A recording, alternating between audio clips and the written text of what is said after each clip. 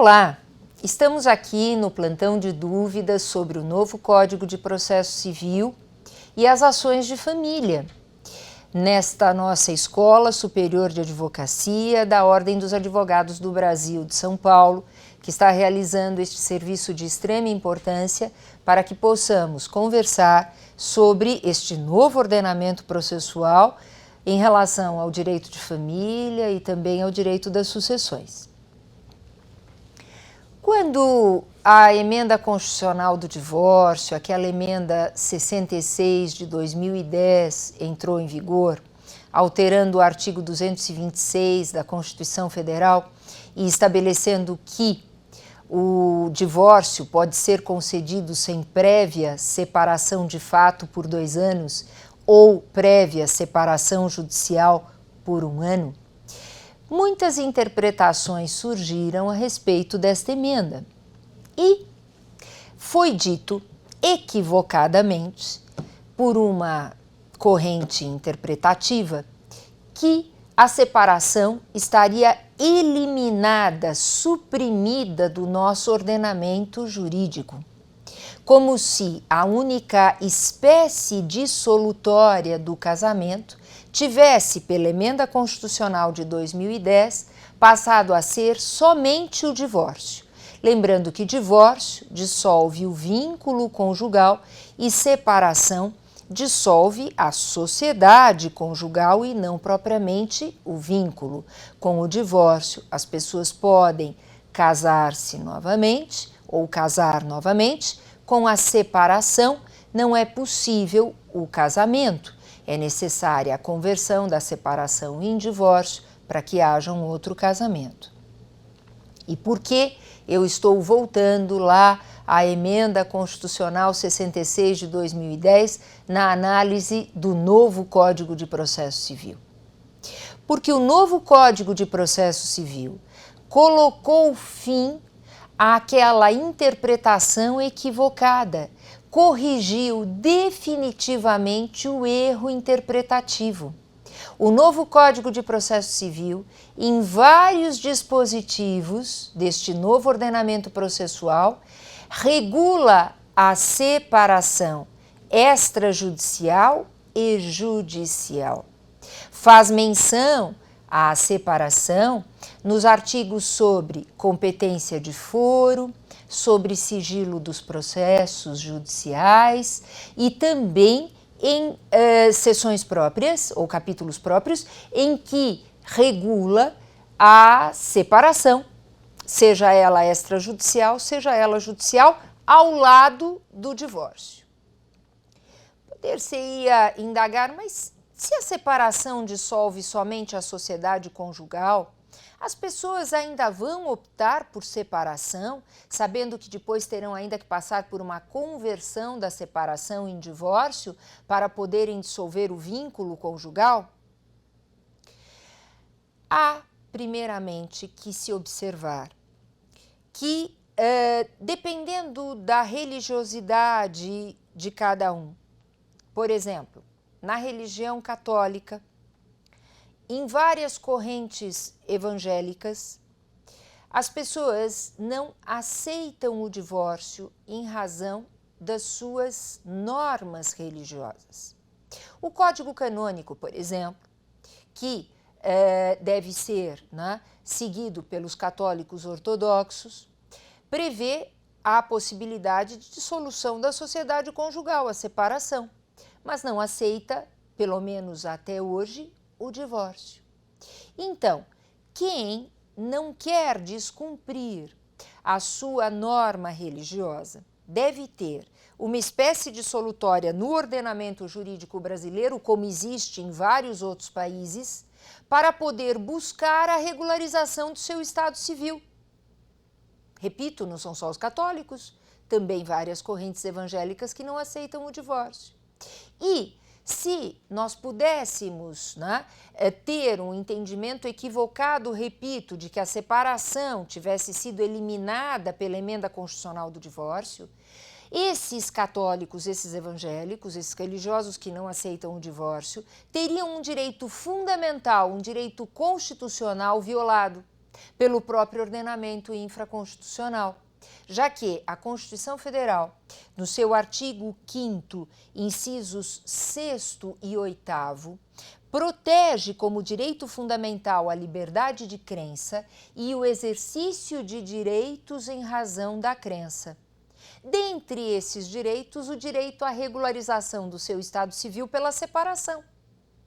Portanto, em preservação deste direito fundamental, muito bem fez o novo Código de Processo Civil de regular o procedimento da separação, ao lado do divórcio, em estabelecer as regras de competência de foro, sigilo no processo, tanto para o divórcio como para a separação judicial.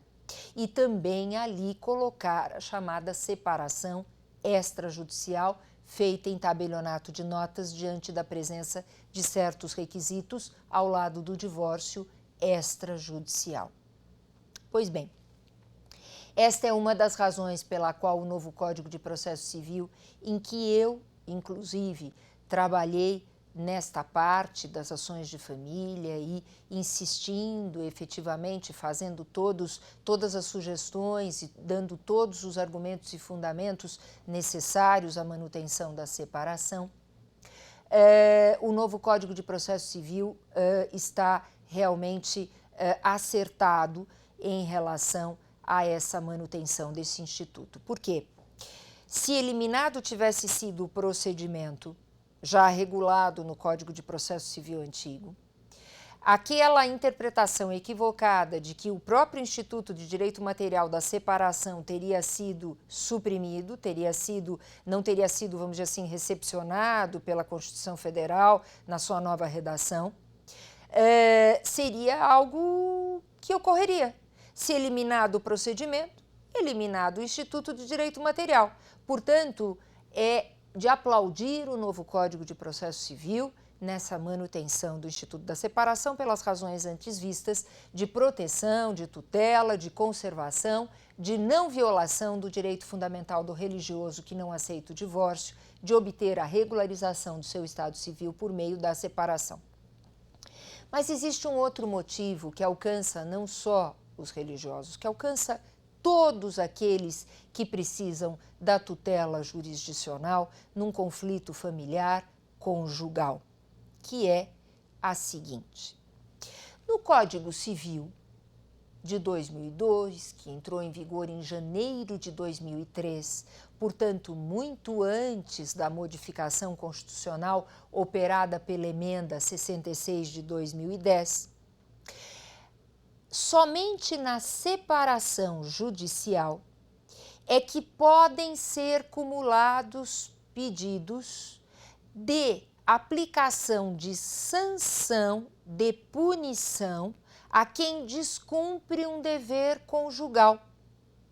Conforme o Código Civil, no seu artigo 1704, é na separação que o autor ou a autora da ação de separação judicial pode cumular o pedido de exoneração do seu dever alimentar ou de perda do direito a alimentos ou pensão alimentícia do réu ou da ré por ter descumprido gravemente um dever conjugal.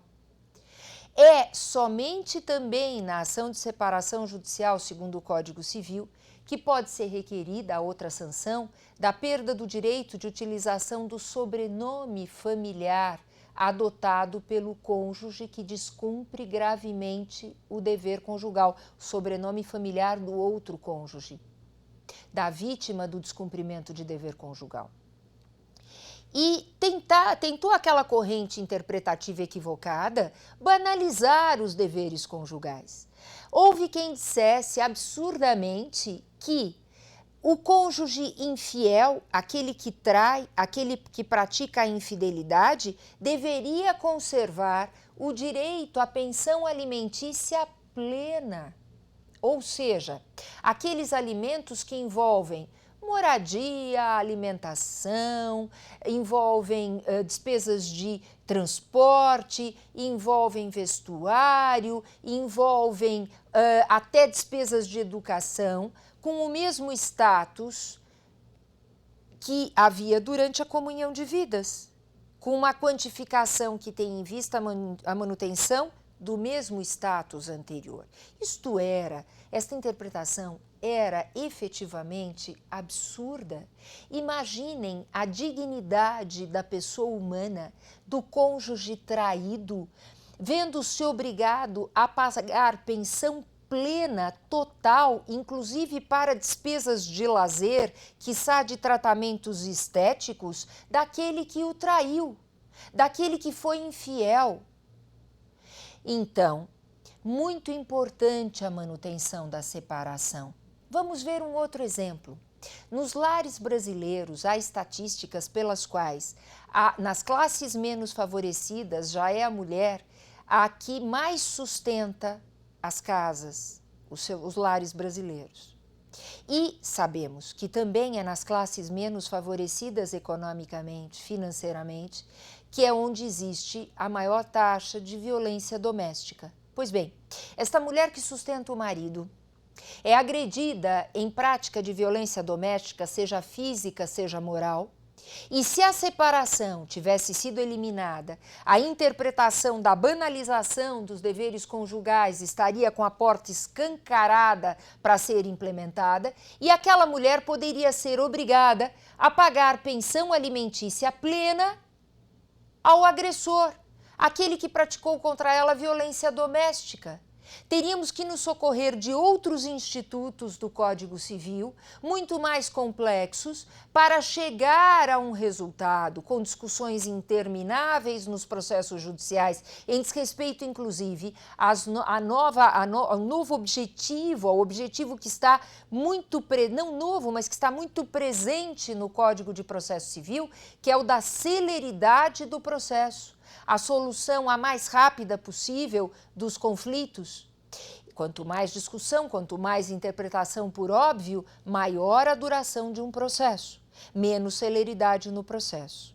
Portanto, nós temos que ter em vista que a separação permanece, que, portanto, as sanções pelo descumprimento dos deveres do casamento permanecem, que esse pedido sancionatório de perda do direito aos alimentos de quem descumpre dever conjugal, de exoneração, portanto, do dever de prestar alimentos, é uma sanção que permanece no Código Civil e pode ser aplicada por meio do novo Código de Processo Civil. Aqui uma observação importante. Por que o Código Civil somente na separação prevê essas sanções? Porque o Código Civil é muito anterior à Emenda Constitucional 2010. Na época que um Código Civil entrou em vigor, em janeiro de 2003, a Constituição Federal previa o divórcio sempre com natureza conversiva, fosse da conversão da separação de fato por 2 anos, em que se imaginava que não haveria mais causa culposa, não haveria mais descumprimento de dever conjugal, ou se tivesse ocorrido, não seria interesse do autor a aplicação das sanções, ou por meio da conversão da separação judicial por 1 ano em divórcio. Então, naquela época da entrada em vigor do Código Civil, quando a parte escolhia uma das espécies dissolutórias, obviamente, quando depois da conversão em divórcio, esta escolha já teria sido feita anteriormente. Por isso que no divórcio as sanções não foram reguladas. No entanto, logo que a Emenda Constitucional do Divórcio entrou em vigor, publiquei trabalhos, dentre eles divórcio e separação, segundo a Emenda Constitucional do Divórcio, em que defendi uma tese que vem sendo aplicada, né? Que é a tese pela qual, também com o divórcio, esse pedido exoneratório pode ser cumulado. Claro que é uma interpretação abrangente, uma interpretação larga, de modo que a minha recomendação é que, quando é necessária a realização desse pedido no processo de divórcio, da acumulação, da exoneração do dever alimentar do autor perante o réu, que foi infiel ou que praticou agressão física ou agressão moral, que se faça pedido alternativo ou sucessivo, que é o da separação, porque pode ser que o juiz, aplicando ortodoxamente, aplicando estritamente o Código Civil, queira processar esta ação como separação judicial e não como divórcio. Mas, repito, esta tese que defendi logo ali nos idos de 2010, 2011 e venho defendendo até hoje, tem sido aplicada, possibilitando a acumulação do pedido exoneratório com o pedido de divórcio, até que o Código Civil venha um dia a ser aperfeiçoado, e isto é necessário, isto vai ocorrer, especialmente com a modificação do próprio Código Civil, e esperamos não com uma lei extraordinária, que vai só confundir o sistema que deve ser mantido, inclusive de aplicação das normas da parte geral do Código Civil ao livro de direito de família, e aí haverá uma norma legal que possibilite a acumulação. E o novo Código de Processo Civil, ele traz exatamente neste tema de que estamos tratando uma novidade muito importante. O novo Código de Processo Civil, além de manter a separação ao lado do divórcio, estabelece a sentença parcial, ou seja, a antecipação parcial dos efeitos da sentença. Mais do que isso, é efetivamente uma sentença dada em capítulos, ou seja, pedida a separação ou pedido o divórcio, o juiz pode decretar logo no início da lide a dissolução conjugal, ou seja, a separação judicial ou o divórcio, e depois continuar o processo para que haja a prova sobre a exoneração, o pedido exoneratório do dever de prestar alimentos ou da perda do direito do réu de receber alimentos. Uma prova mais complexa, obviamente, em que vai ser necessário a prova do descumprimento do dever do casamento, né? Como também de outros pedidos que podem ser cumulados, como reparação de danos. Essa foi uma outra tese que defendi lá na década de 90, na Universidade de São Paulo, da possibilidade de aplicação dos princípios da responsabilidade civil nas relações de família. E este Instituto da Responsabilidade Civil, pacificamente na jurisprudência brasileira, inclusive na jurisprudência do Superior Tribunal de Justiça, esta tese foi acolhida, de modo que é possível cumular o pedido de reparação de danos, desde que, além do descumprimento do dever do casamento, por exemplo, a prática de infidelidade ou a agressão física ou agressão moral, dentre outras causas, né, graves de descumprimento de dever do casamento, haja o dano, seja ele moral ou material.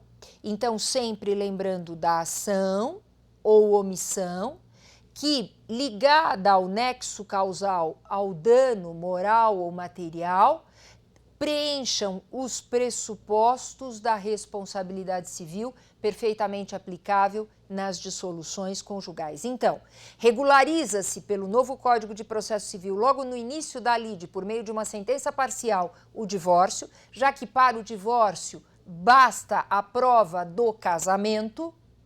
Provado o casamento, o divórcio pode e deve ser decretado pelo juiz, desde que haja efetivamente também um pedido do autor, e eu recomendo que façam, nesses casos, logo no início do processo, e depois o processo terá o seu seguimento para a prolação da sentença, né, no que se refere à exoneração dos alimentos, ao pedido de reparação de danos e outros pedidos que possam ser feitos, como guarda de filhos, obviamente depois a partilha de bens, né? Lembrando que sempre há a conservação, conforme nós já falamos em outro programa, das chamadas tutelas de urgência, né? Que no novo sistema são cautelares ou tutela antecipada, e eu recomendo que assistam este outro programa em plantão de dúvidas, para que possam ser esclarecidos a respeito das tutelas. Mas quando eu falo em sentença parcial, não é tutela antecipada, é sentença parcial, que no antigo Código de Processo Civil já podia ser concedido o divórcio no início da lide, quando havia pedidos cumulados, por meio da antiga tutela antecipada. Só que ali havia uma necessidade. o juiz precisaria analisar se haveria reversibilidade ou não, possibilidade ou não de reversão da tutela concedida, e agora no novo Código não. Não se discute mais a reversibilidade ou irreversibilidade na sentença parcial. A sentença parcial, portanto, pode ser decretada com a prova do casamento, a certidão de casamento. E depois, os outros pedidos às partes ficam aí com seu estado civil regularizado, se quiserem casar novamente, se quiserem, enfim, ter este vínculo, né, dissolvido, o que é, via de regra, o desejo das partes, terão, e depois os outros pedidos diante das provas produzidas, outras provas produzidas, serão examinados pelo juiz.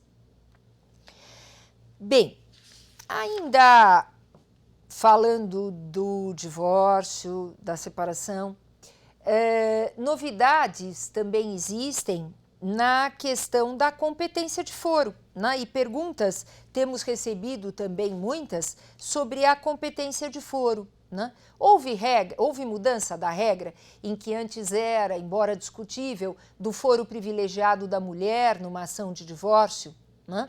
Era a mulher que tinha o foro privilegiado independentemente da existência de filhos. Houve mudança? Houve sim.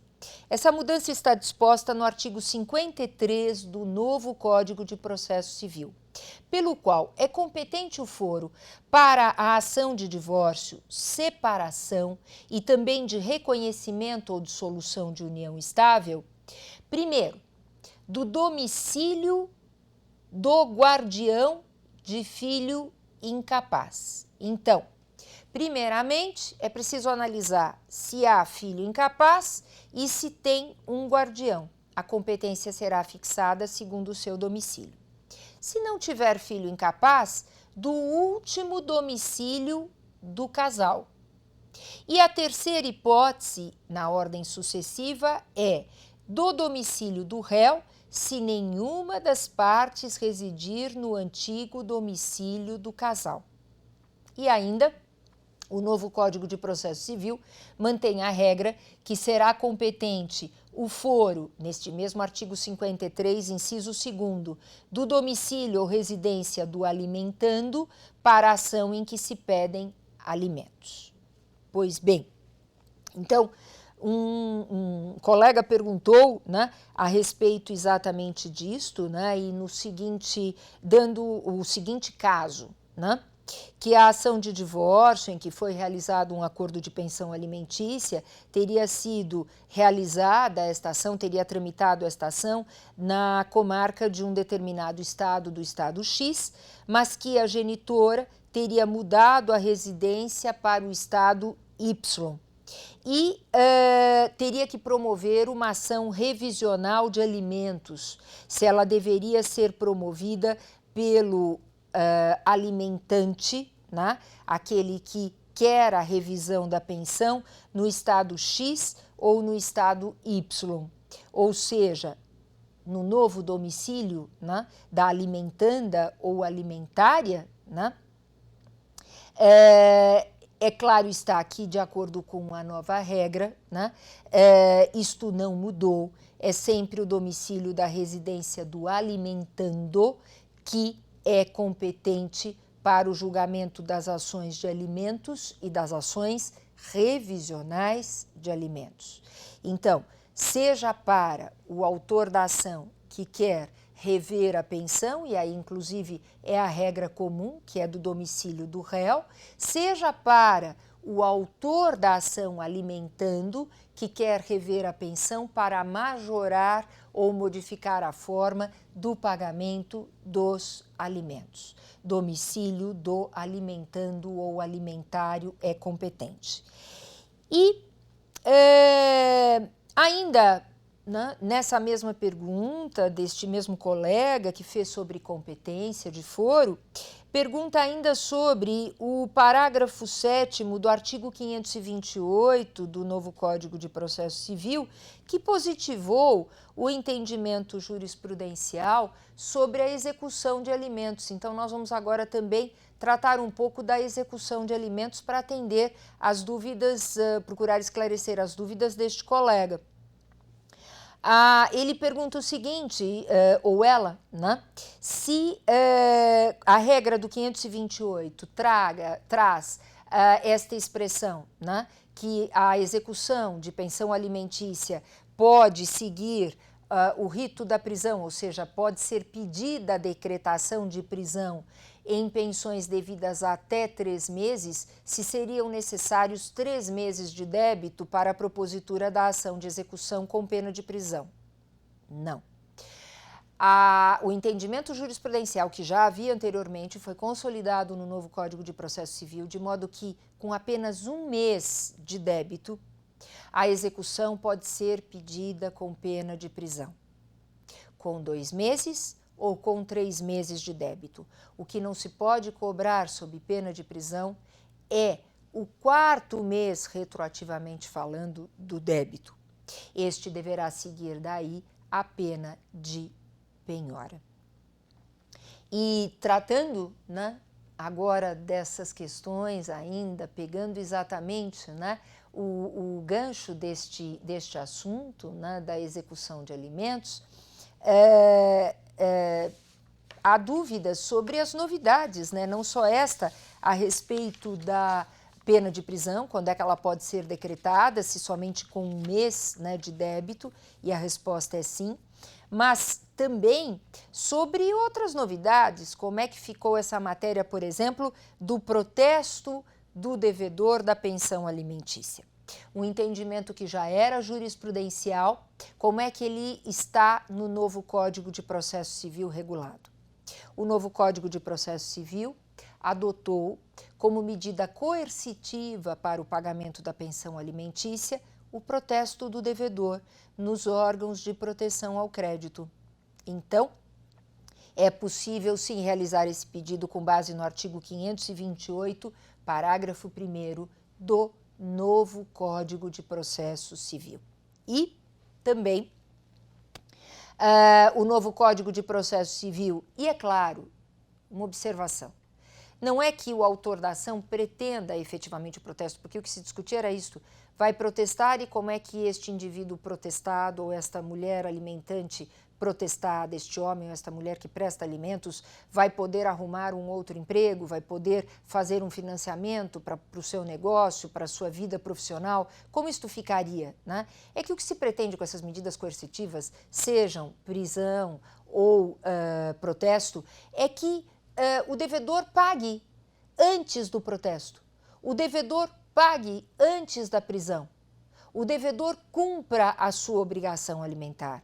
Este é o escopo, este é o objetivo, esse é o espírito da lei, como é hoje no novo Código de Processo Civil, como já era no ordenamento anterior. Pois bem, o Código de Processo Civil traz uma outra novidade na execução de alimentos, bastante importante, que é a seguinte: de acordo com o artigo 528, parágrafo 3º, há a possibilidade de desconto da pensão alimentícia em folha de salários do devedor em parcelas que não excedam 50% dos seus ganhos líquidos.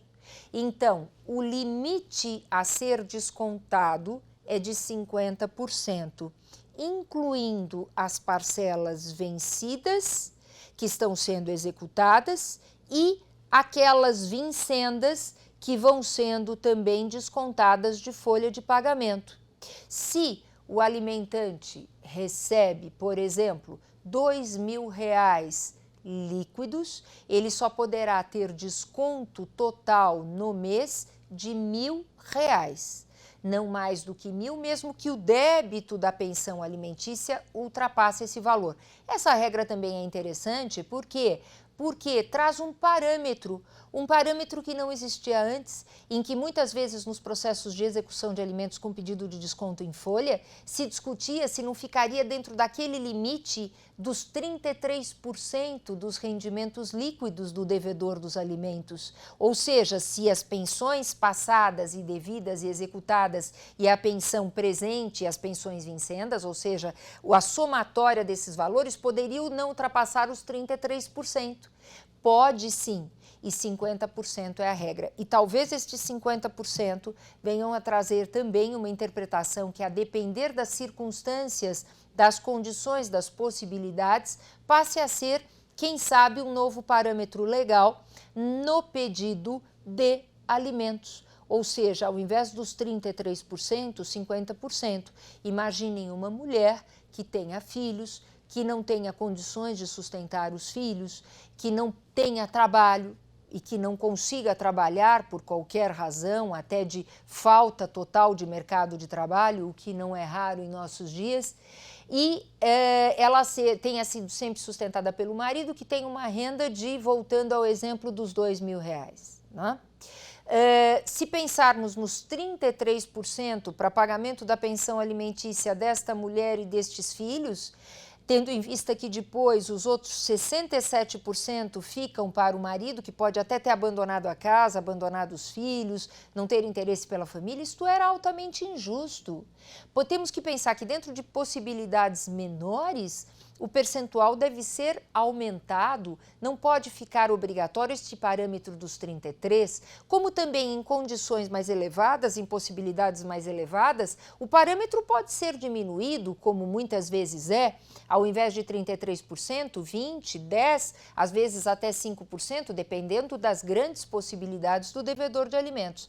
Então, eu acho que esta regra do artigo 528, parágrafo 3º, embora não seja específica para este tema exatamente agora que estamos falando, pode vir a servir sim como um parâmetro para a fixação dos próprios alimentos e não só como limite para desconto em folha de débito mais pensão presente.